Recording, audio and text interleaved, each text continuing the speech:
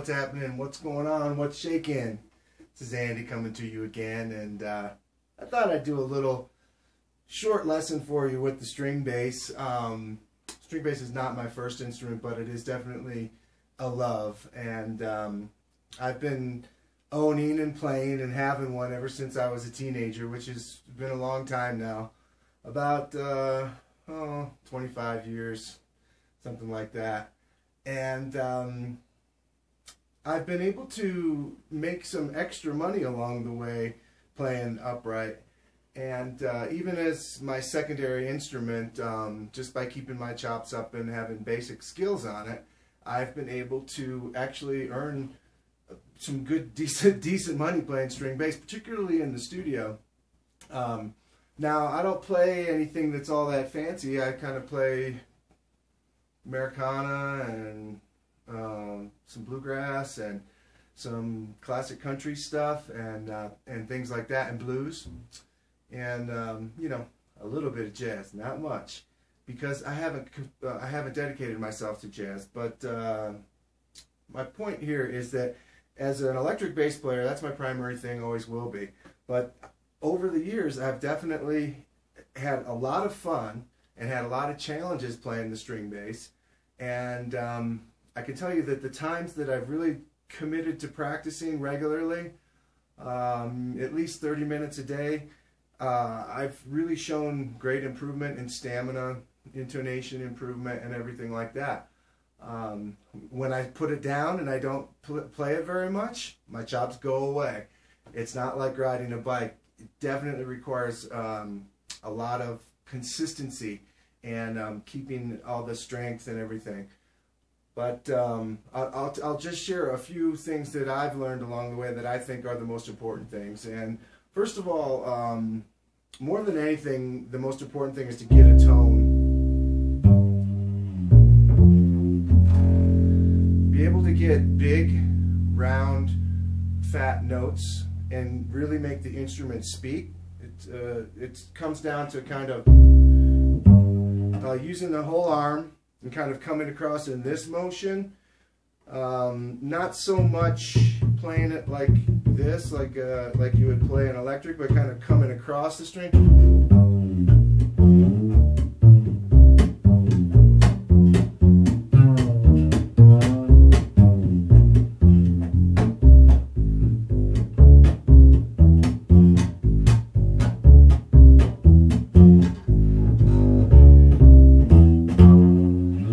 This particular one has kind of what they call the Nashville string up, and it has the European gut. These are gut strings on the G and the D, and then it has the super sensitive Sensicore A and E string.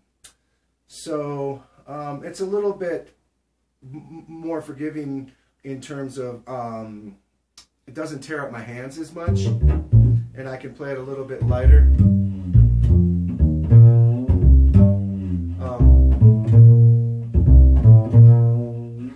Let's see, in the studio, it's mic'd up, so I found that I used to struggle by trying to play too hard all the time, because playing on gigs, there was always a struggle to hear myself.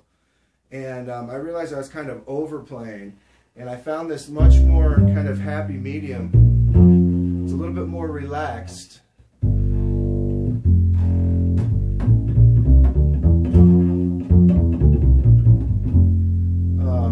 Kind of a medium attack. And, you know, you can do like, you get into some of the slapping kind of stuff if you want to.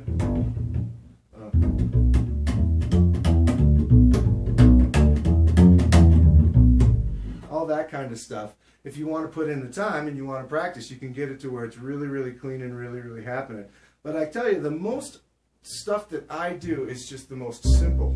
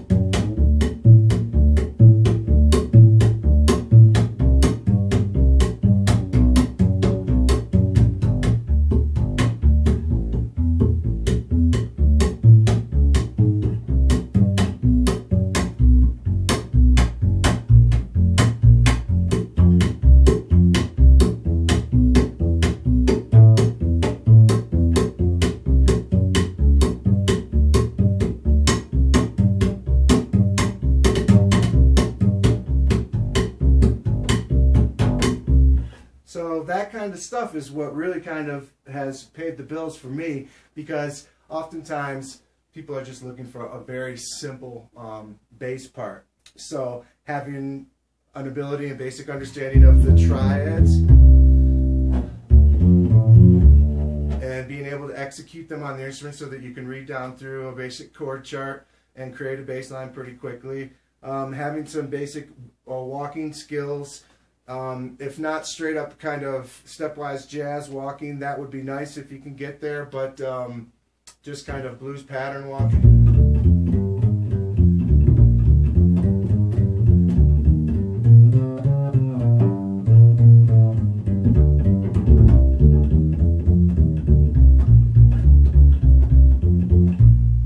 Being able to walk around through some blues changes is going to be a handy thing. And just, yeah, going back to what I said in the beginning, the most important thing is just getting a tone. Being able to make the instrument speak in, you know, from here to here, mostly. I don't really venture up there, you know, up into this kind of a thing. I never applied myself to really going there and learning how to do that. But just in terms of down in this meat and potatoes stuff, you know, I can get around and I can pull out a tone. And in the studio, like I said, when it's all mic'd up, I don't have to be forceful. You know, I can be really relaxed. And I tend to do some of my best playing on the string bass in the recording studio because I'm listening to it through the headphones. It's got a couple of really nice microphones on it, and I just I'm able to not have to force anything. And so it's kind of like you have to pull on it hard. You have to pull a tone out. But you don't want to fatigue yourself out. You want to be able to have your stamina so that you can keep it up, you know? Especially if you're going to do some stuff that requires you to play a little bit faster.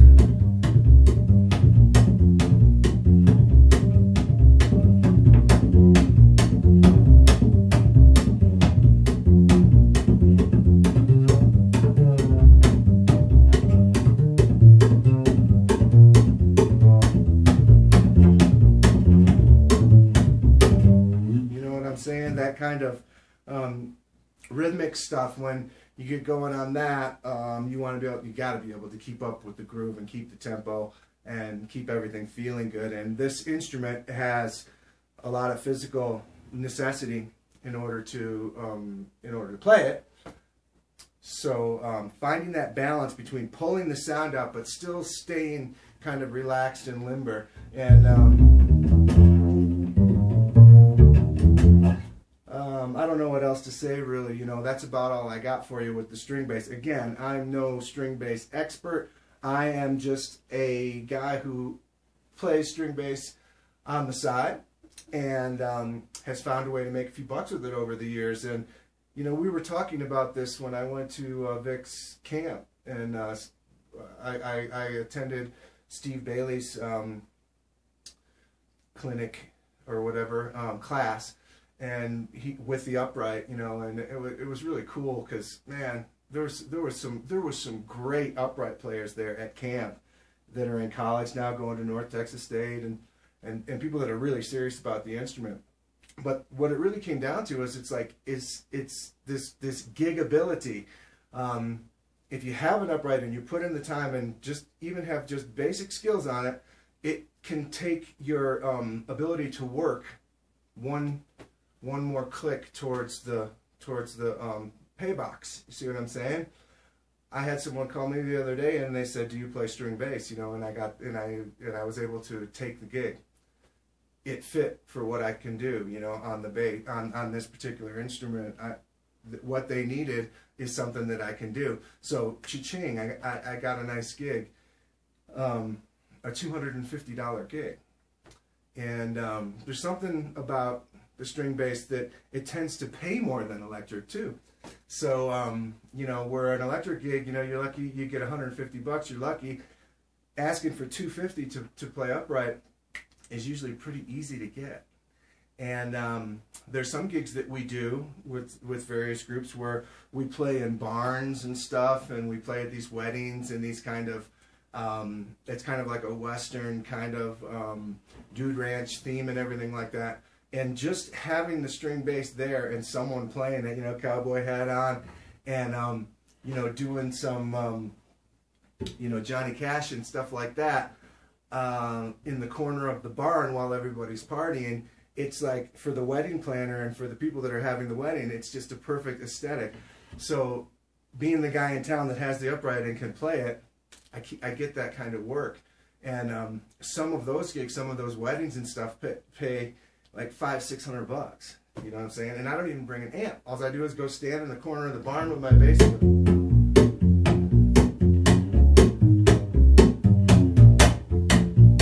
And, you know, cha-ching, and have a great time doing it. So there you go. There's a little lesson for you with the string bass, and you know, what I could offer. And I encourage you to get one. If you want to stay with steel strings, that's cool. If you want to go with the Nashville setup with the gut strings, you know, I like that. I think it's a little bit easier on the fingers. And like, I'm not really doing any soloing per se anyways. So, and I'm not doing any arco. So really all I need is just that kind of big round sound. And this thing just does it. I think it does it great. Certainly good enough for me. So there you have it. Thanks for watching this video. Get yourself a doghouse. Oh, the other thing that I want to mention is that oftentimes I keep the tuner right up here on the scroll, and I will look at the tuner when I'm practicing to kind of check my intonation. And the other thing that I'll do is I constantly will filter in as many open strings as I can to check my intonation, to check myself. So as I'm, and it's also, it's a fatigue break. So if I'm starting to get tired, if I know that there's a D or a G coming or an A, I can grab that open string. It gives me just like a split second to rest my left hand. So little tricks like that will help you along the way, because it helps with the left hand fatigue, and it also helps to keep checking intonation, because what tends to happen is, you know, it's much bigger than the electric bass, right? The spread. So what happens is, as you fatigue, you start to shrink your, you start to shrink your positioning up, especially down low, down in here. And what will happen is you'll start to shrink, and your G will come flat, your C will get flat, your F will get flat, and your B flat will get flat. So, see what I'm saying?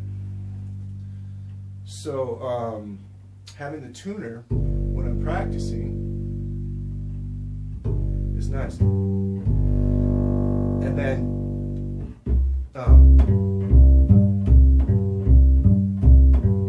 see what I'm doing there? That's a G, and that's an open G.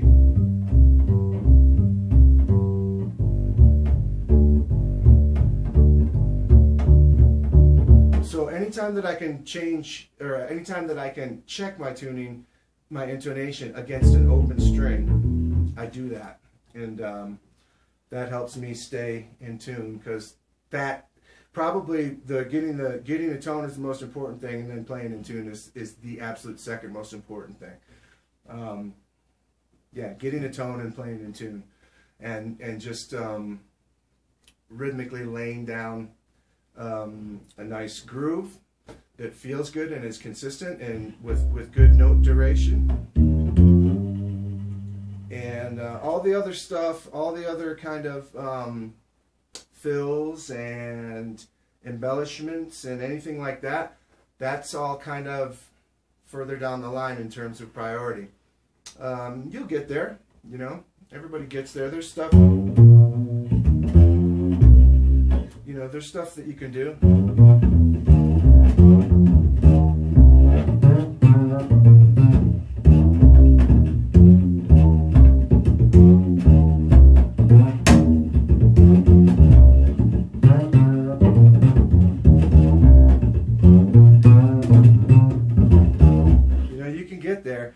But that's not something that I do a lot of. Most of the time, like I said, I'll say it again.